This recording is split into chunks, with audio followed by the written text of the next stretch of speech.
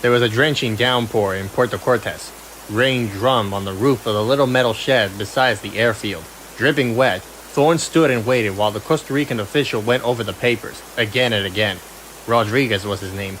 He was just a kid in his 20s, wearing an ill-fitted uniform, terrified of making a mistake. Thorne looked out at the runway, where in the soft dawn light, the cargo containers were being clamped on the bellies of the two big heave helicopters.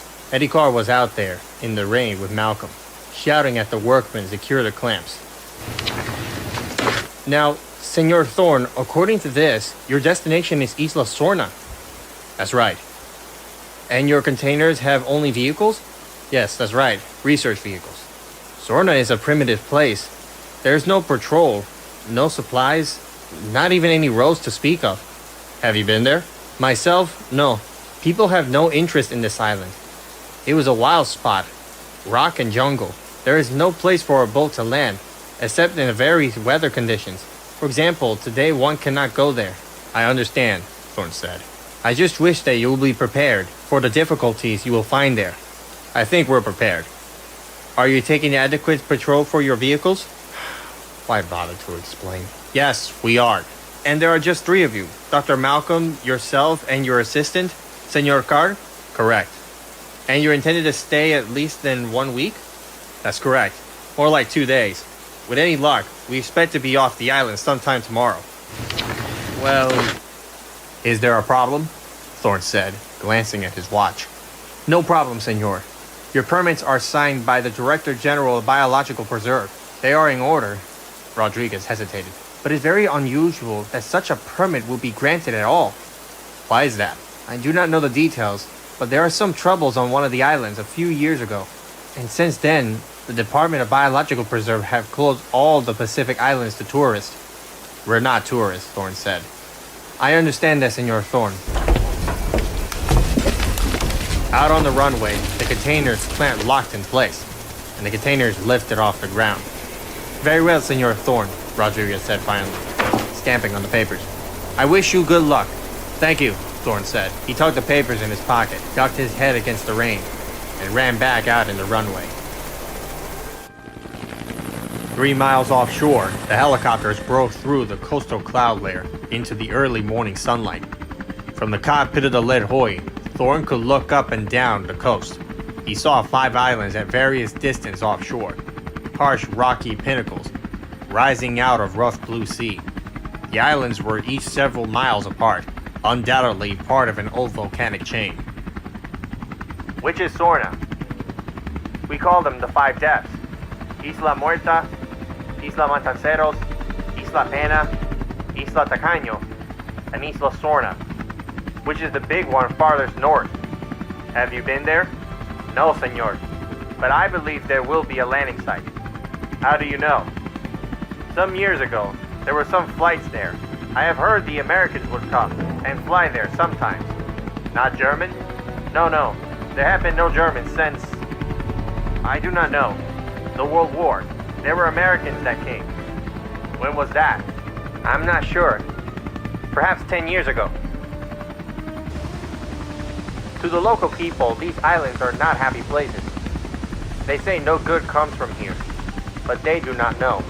They are superstitious Indians. Now they were over open water, with Isla Sorna directly ahead. It was clearly an old volcanic crater. Bare, reddish-gray rock walls, and erected cone. Where do the boats land? On the east side of this island. There are many caves made by the waves. Some of the local people call this Isla Gemido. It means groin, from the sound of the waves inside the caves. Some of the caves go all the way through the interior, and a boat can pass through at a certain time, but not in weathers as you see it now. Thorne thought of Sarah Harding. If she was coming, she would land later today. I have a colleague who may be arriving this afternoon. Can you bring her out? I'm sorry, we have a job at Golfo Juan. We will not be back until tonight. What can she do? Perhaps she can come by boat. The sea changes by the hour. She might have luck. And you will come back for us tomorrow? Si, Senor Thorne. We'll come in the early morning. It is best time for the wind. The helicopter approached from the west, rising several hundred feet. moving over the rocky cliffs to reveal the interior of Isla Gemido. It appears just like the others, volcanic ridge and ravines, heavily overgrown with dense jungle. It was beautiful from the air, but Thorne knew it would be dangerously difficult to move through the terrain. He stared down, looking for roads. The helicopter thumped lower, circling the central area of the island. Thorne saw no buildings, no roads. The helicopter descends towards the jungle. Because of the cliffs, the wind here are very bad. Many gusts and updraws. There's only one place on the island where it's safe to land. Ah, yes. There. Thorne saw an open clearing, overgrown with tall grass. We land there.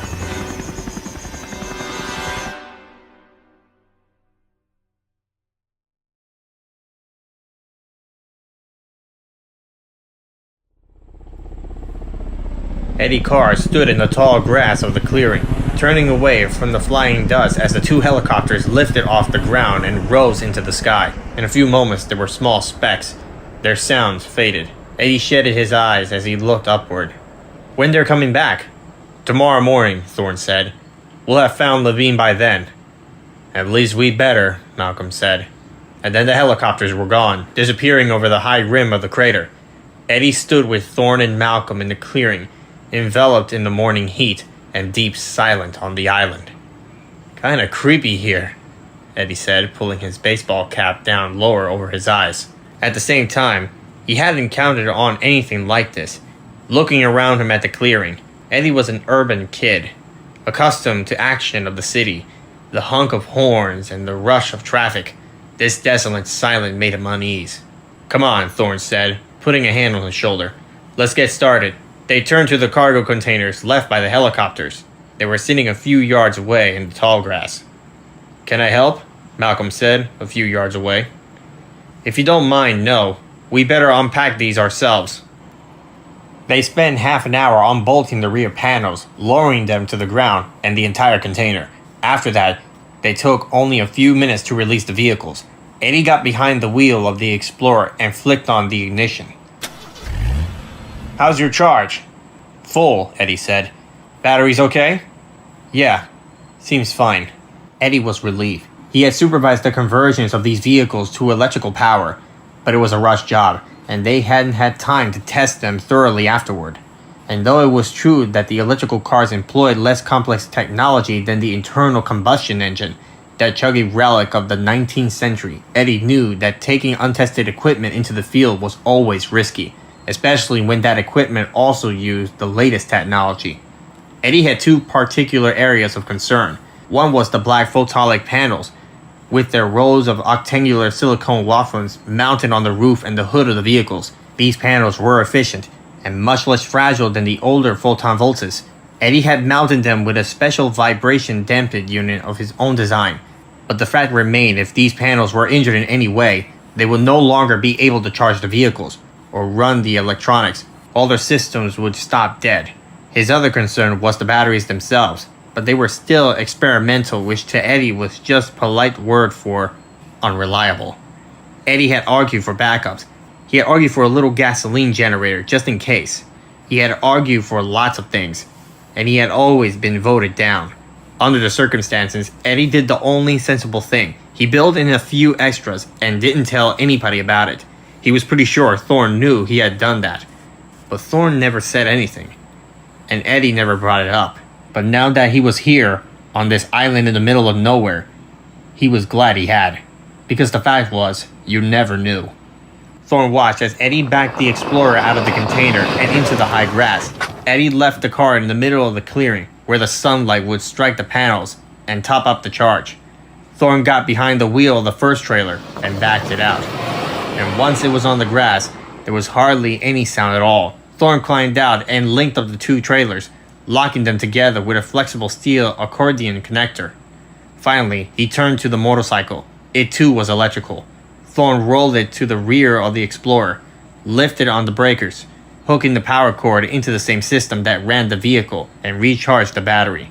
In the hot, quiet clearing, Eddie stared towards the high circular rim of the crater, rising in the distance above the dense jungle. The bare rock shimmered in the morning heat, the walls forbidding and harsh. Why would anyone ever come here? To get away from it all, Eddie. Don't you ever want to get away from it all? Not if I can help it. Me? I always liked a Pizza Hut nearby. You know what I mean. Well, you're a ways from one now. Thorne returned to the back panel of the trailer and pulled out a pair of heavy rifles. Beneath the barrels of each hung 2 aluminum canisters side by side. He handed one to Eddie, showed the other to Malcom. You ever seen these? Read about them, Malcom said. This is a switch dish thing? Right. Lindstradt air rifle. Most expensive rifle in the world. Rugged, simple, accurate, and reliable.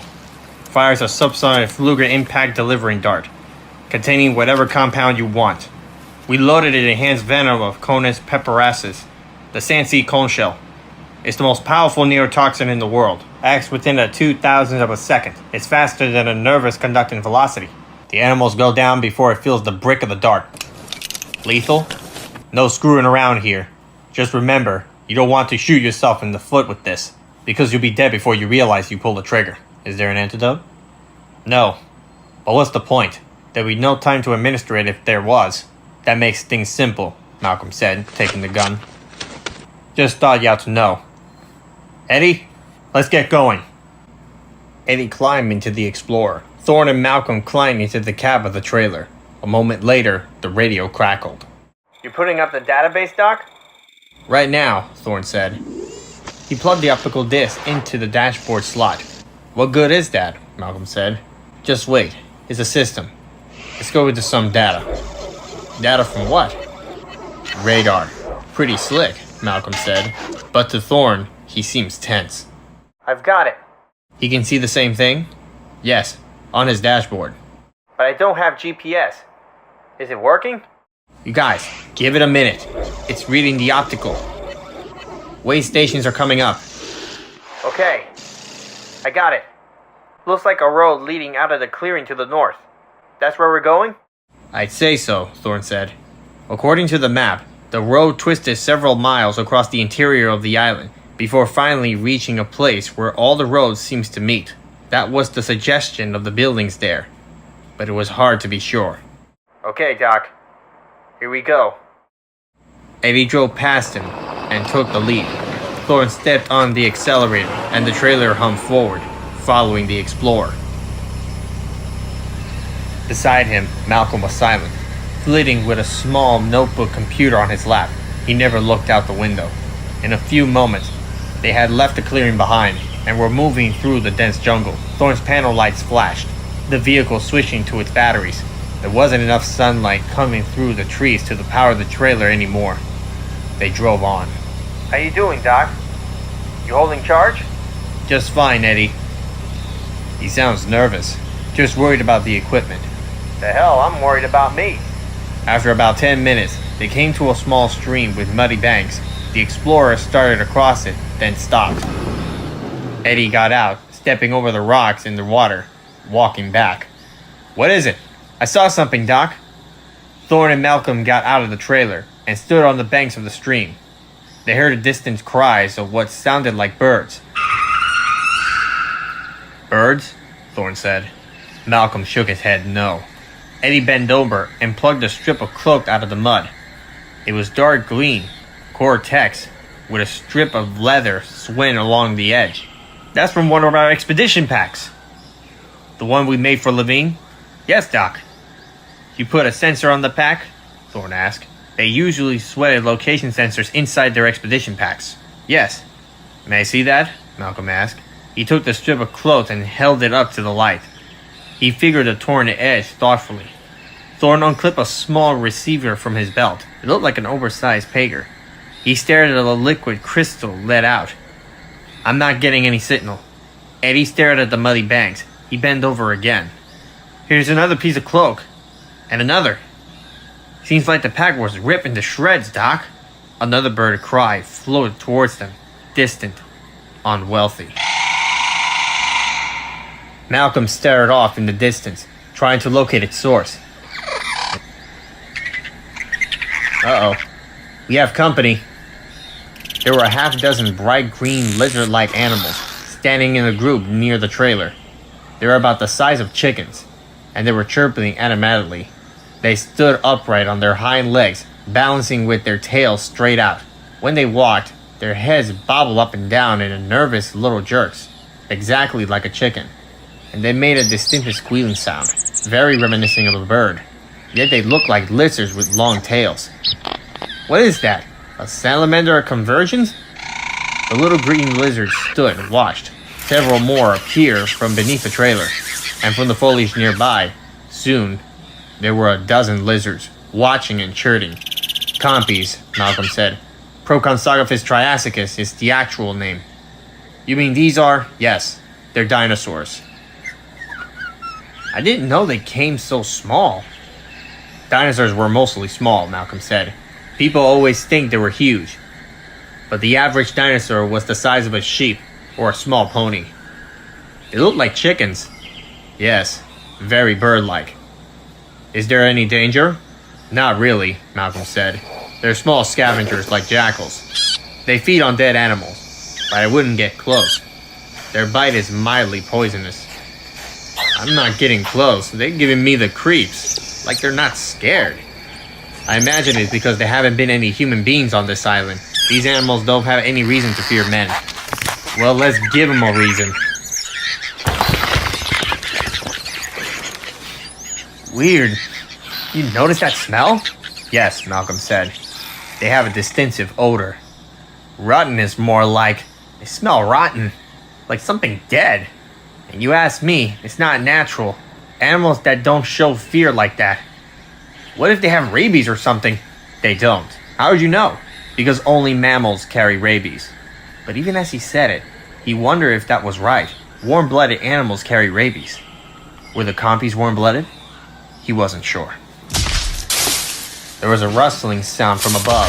Malcom looked up at the canoping trees overhead. He saw movement in the high foliage, as unseen small animals jumped from branch to branch. Those are birds up there, Thorne said. Monkeys? Maybe, Malcom said. I doubt it. I say we get out of here. He returned to the stream and climbed into the Explorer. Malcom walked cautiously with Thorne back to the trailer entrance. The compies parted around them, but still did not run away, and they stood all around their legs. Chirping excitedly, Malcom and Thorne climbed into the trailer and closed the doors, being careful not to shut them on the little creatures. Thorne sat behind the wheel and turned on the motor. Ahead they saw Eddie was already driving the Explorer through the stream and headed up the slumpy edge of the far side.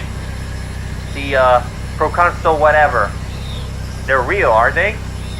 Yes, Malcom said softly. They're real. Thorne was uneasy. He was beginning to understand how Eddie felt. He had built these vehicles, and he had an uncomfortable sense of isolation of being in this faraway place with untested equipment. Inside the trailer, it grew uncomfortably warm. Air conditioning? I don't want to drain the battery. Mind if I open the window? If you think it's alright. Why not? He pushed the button, and the power window rolled down. Warm air blew into the car. He glanced back at Thorne. Nervous, Doc? Damn right I am. Even with the window down, he felt sweat running down his chest as he drove. I'm telling you, we should have tested first, Doc. Should have done it by the book. You don't have to come a place with poisonous chickens if you're not sure your vehicles will hold up. The cars are fine, Thorne said. How's your levels? High normal. Just great. Of course, we have only gone 5 miles. It's not even the morning, Doc. Ahead of them, the Explorer turned left, going higher up the road. I don't see any more animals. He sounded relieved. Finally, the road flattened out as it turned, following the crest of the ridge. According to the GPS display, they were now heading northwards, towards the interior of the island. They came to a wide intersection in the road, and Eddie pulled over to the side. Thorne saw that in the crook of the wide was a faded wooden sign, with arrows pointing in both directions. To the left, the sign says to swamp. To the right was another arrow, and the words, to Site B. Guys, which way? Go to Site B, Malcom said. Got it. The Explorer started down the right fork. Thorne followed.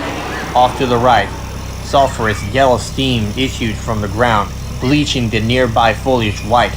The smell was strong. Volcanic, just as you predicted. Driving past, they glimpsed a bubbly pool in the earth, crusted thick yellow around the edges. Yeah, but that's active. In fact, I say that— Holy shit!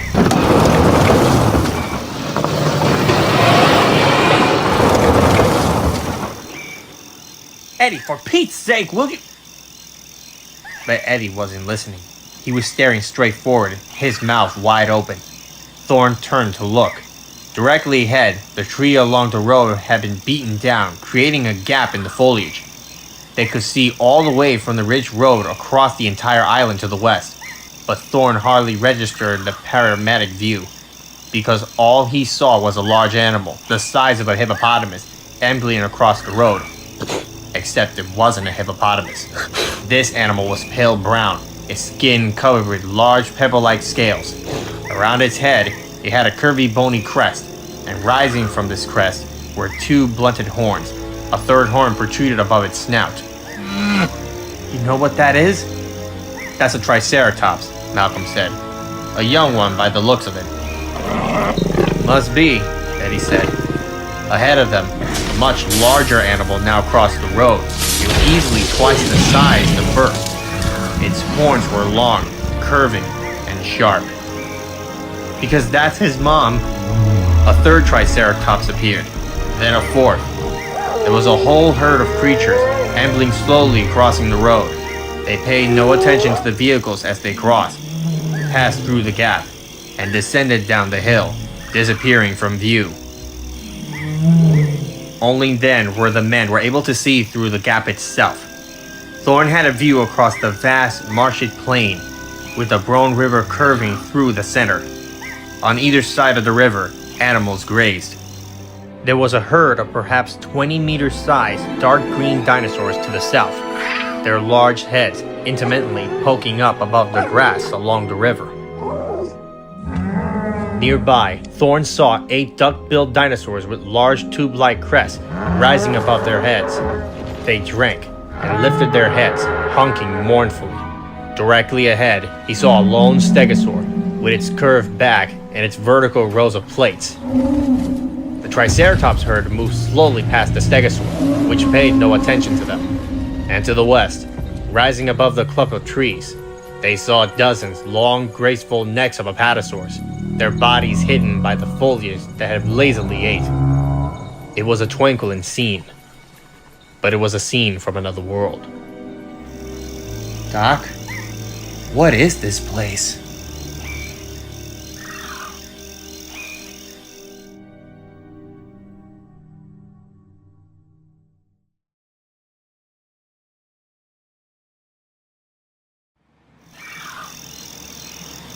Sitting in the cars, they stared out over the plain.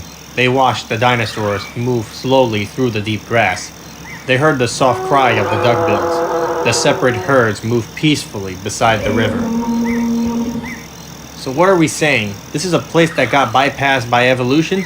One of those places where time stands still? Not at all, Malcom said. There's a perfectly rational explanation for what you are seeing, and we're going to— From the dashboard, there was a high-pitched beeping. On the GPS map, a blue grid overlaid, with a flashing triangular point marked Levine. It's him! We got the son of a bitch! You're reading that? Thorne said. It's pretty weak. It's fine. It's got enough signal strength to transmit the ID tab.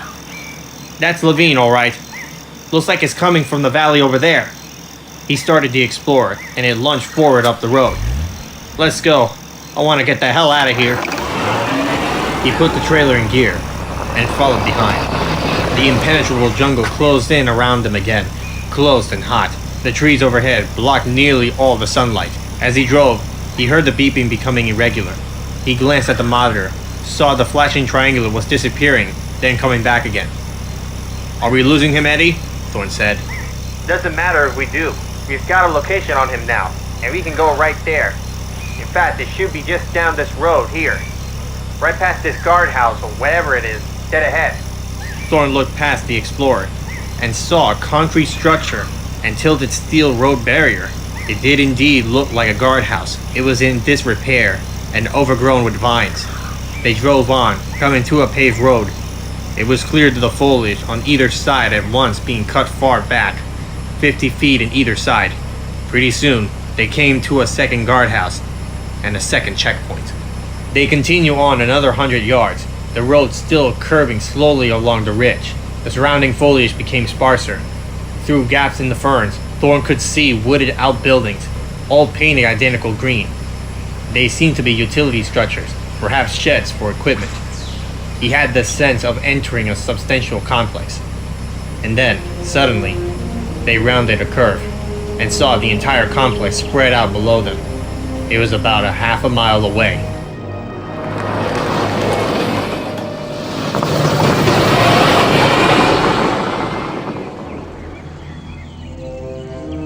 What the hell is that? Thorne stared astonished. In the center of the clearing, he saw the flat roof of an enormous building. It covered several acres, stretching away into the distance. It was the size of a football field. Beyond the vast roof was a large blocky building with a metal roof, which had the functional look of a power plant. But if so, it was as big as a power plant for a small town. At the far end of the main building, Thorne saw loading docks and turnarounds for trucks. Over to the right, particularly hidden in the foliage, there was a series of small structures that looked like cartridges, but from a distance it was hard to be sure. Taken together, the whole complex had a utilitarian quality that reminded Thorne of an industrial site or a fabrication plant. "Do you know what this is?" Thorne said to Malcom. "Yes," Malcom said, nodding slowly. "It's what I suspected it for some time now." "Yes?" "It's a manufacturing plant," Malcom said. "It's kind of a factory." "But it's huge," Thorne said. "Yes, it has to be." I'm still getting a reading from Levine. And guess what? He seems to be coming from that building. They drove past the cover from the entrance to the main building, beneath the sagged portico. The building was a modern design, concrete and glass, but the jungle had long ago grown up around it. Vines hung from the roof. Panels of glass were broken.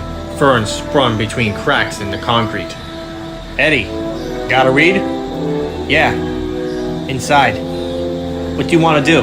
"Set up base camp in that field over there," Thorne said, pointing at the half mile to the left, where once, it seemed, there had been an extensive lawn. It was still an open clearing in the jungle. There will be sunlight for the full-time voltage. Then we'll have a look around. Eddie parked his Explorer, turning it around to face back the way they had come. Thorne maneuvered the trailer alongside the car and cut the engine. He climbed out into the still hot morning air. Malcom got out and stood with him. Here in the center of the island, it was completely silent, except for the buzz of insects. Eddie came over, slapping himself. "Great place, huh? No shortage for mosquitoes. You want to go get the son of a bitch now?" Eddie unclipped the receiver from his belt. "Still right over there." He pointed to the main building. "What do you say?" "Let's go get him," Thorne said. The three men turned, climbed into the Explorer, and leaving the trailers behind, drove in hot sunlight towards the giant ruined buildings.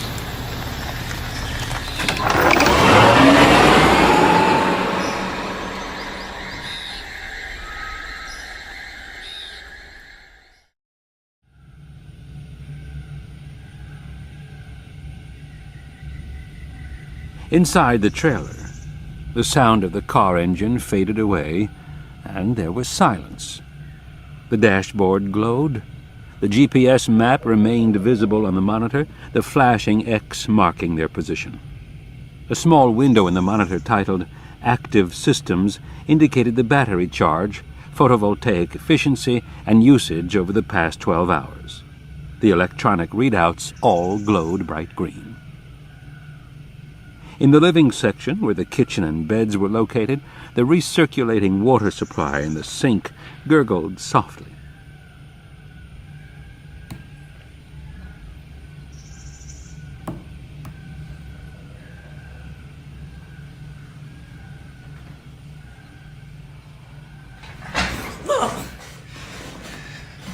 If I don't pee, I'm going to scream! He sighed in relief. It had been Kelly's idea for them to go, but she left it to Arby to figure out the details. And he had figured everything out perfectly, he thought, at least almost everything. Arby had correctly anticipated it would be freezing cold in the cargo plane and that they would have to bundle up. He'd stuffed their compartments with every blanket and sheet in the trailer. He'd anticipated they would be there at least 12 hours, and he put aside some cookies and bottles of water. In fact, he'd anticipated everything, except the fact that at the last minute, Eddie Carr would go through the trailer and latch all the storage compartments from the outside, locking them in so that for the next 12 hours he wouldn't be able to go to the bathroom. For 12 hours. Arb, open up.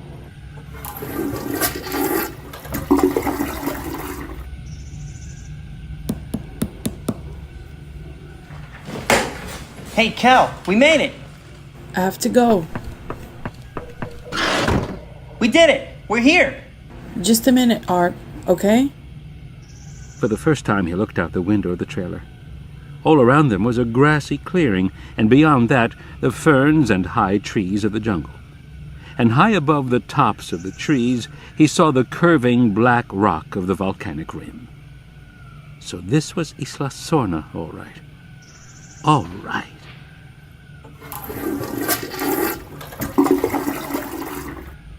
Oh, I thought I was gonna die.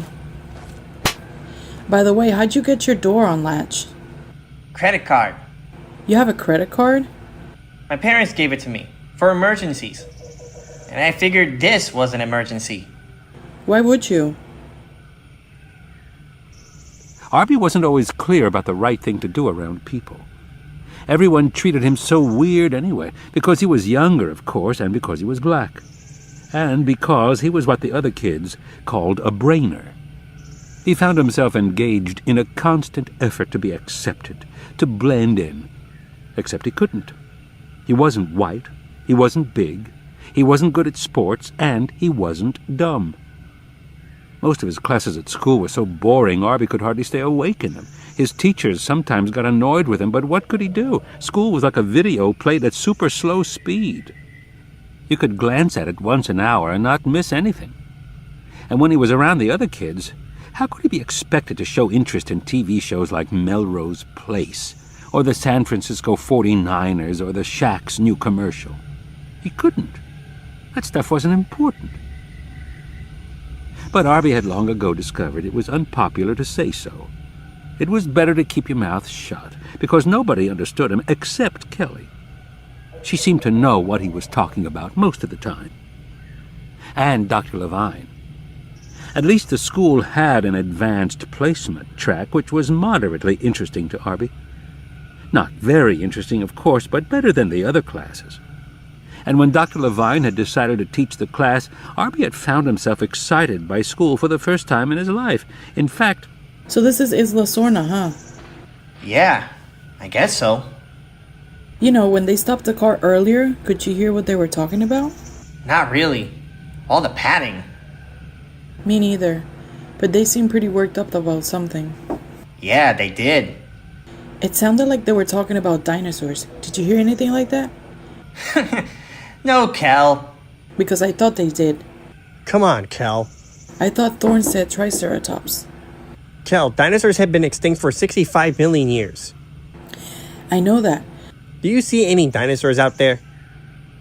Kelly didn't answer. She went to the other side of the trailer and looked out the opposite window. She saw Thorne, Malcom, and Eddie disappearing into the main building. They're going to be pretty annoyed when they find us. How do you think we should tell them? We can let it be a surprise. They'll be mad. So, what can they do about it? Maybe they'll send us back. How? They can't. Yeah, I guess. Arby shrugged, casually, but he was more troubled by this line of thought than he wanted to admit. This was all Kelly's idea. Arby had never liked to break the rules or to get into any kind of trouble.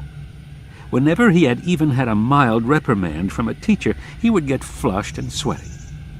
And for the last 12 hours, he had been thinking about how Thorne and the others would react. Look, The thing is, we're here to help find our friend Dr. Levine, that's all. We've helped Dr. Thorne already. Yeah, And we'll be able to help them again. maybe.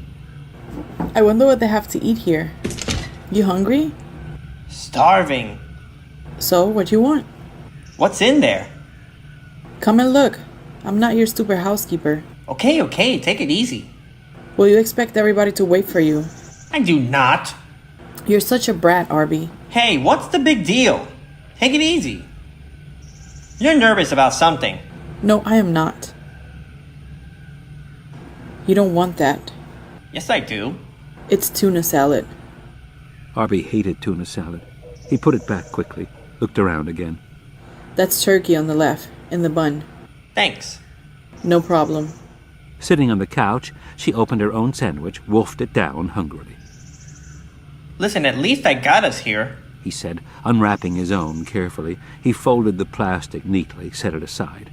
Yeah, you did. I admit it. You did that part all right. Arby ate his sandwich. He thought he had never tasted anything so good in his entire life.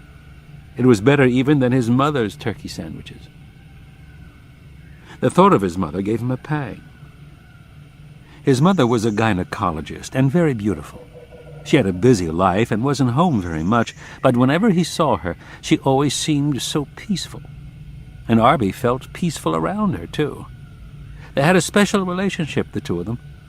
Even though lately she sometimes seemed uneasy about how much he knew. One night he had come into her study. She was going over some journal articles about progesterone levels and FSH.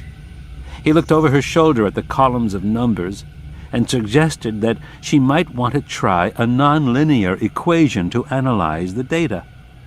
She gave him a funny look, a kind of separate look, thoughtful and distant from him, and at that moment he had felt... I'm getting another one. You think there's enough? Who cares? I'm starving. Maybe we shouldn't eat. Art, if you're going to worry like this, we should have stayed home. He decided that was right. He was surprised to see that he had somehow finished his own sandwich, so he took the other one Kelly offered him. Kelly ate and stared out the window. I wonder what that building is that they went into. It looks abandoned. Yeah, for years. Why would somebody build a big building here on some deserted island in Costa Rica? Maybe they were doing something secret. Or dangerous. Yeah, or that.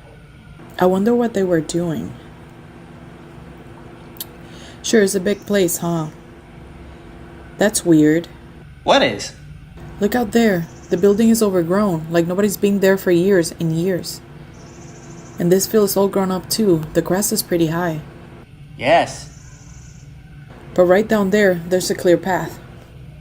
Chewing, Arby came over and looked. She was right. Just a few yards from their trailer, the grass had been trampled down and was yellowed. In many places, bare earth showed through. It was a narrow but distinct trail coming in from the left, going off to the right across the open clearing. So if nobody's been here for years, what made the trail? Has to be animals. Must be a game trail. Like what animals? I don't know. Whatever's here. Deer or something. I haven't seen any deer. Maybe goats. You know, wild goats. Like they have in Hawaii. The trail's too wide for deer or goats. Maybe there's a whole herd of wild goats. Too wide? I wonder if there's something for dessert. Mention of dessert gave him a sudden thought. He went to the compartment above the bed, climbed up and poked around. What are you doing? Checking my pack. For what? I think I've forgotten my toothbrush. So? I won't be able to brush my teeth.